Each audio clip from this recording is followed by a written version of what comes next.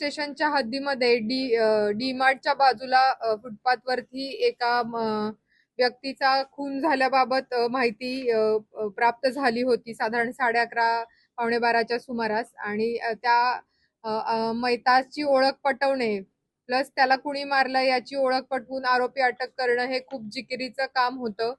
गुन्हे शाखेची 4ही पथकं त्या ठिकाणी काम करत होती. त्याचबरोबर पोलीस स्टेशनचे डीबी पथक आणि इतर सर्वांमार्फतही समांतर तपास सुरू होता.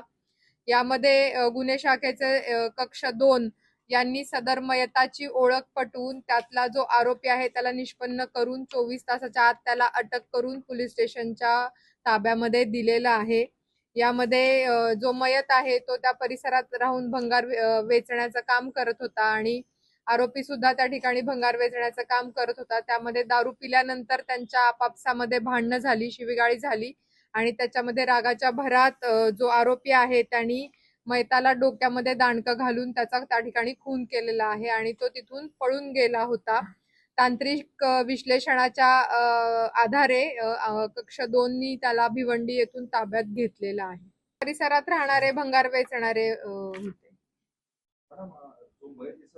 राहण्याविषयीचा जो विषय आहे ती ज्याची मालकीची मालमत्ता आहे त्यांचा तो विषय आहे. म्हणजे जर त्या इमारती महापालिकेच्या असतील तर ती महापालिकेची जबाबदारी आहे किंवा खासगी व्यक्तींच्या कुठल्या कारणास्तव बांधकामाच्या कोर्ट कचेऱ्यांच्यामुळे जर त्याला स्टे आला असेल बांधकामाला तर संबंधित खासगी व्यक्ती ज्यांच्या मालकीची ती इमारत आहे त्यांची ती जबाबदारी आहे की त्यांनी त्या ठिकाणी कुणालाही राहू नाही दिलं पाहिजे.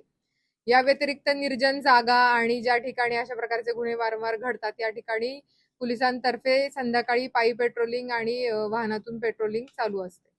काही वाद त्यांच्यामध्ये नव्हता. तत्कालीन कारणामुळे आणि दारू पिल्यामुळे त्यांच्यामध्ये तो हे झाला आणि त्यांनी त्याला मारलेला आहे. 30 जुलैपर्यंत माननीय न्यायालयाने दिलेली.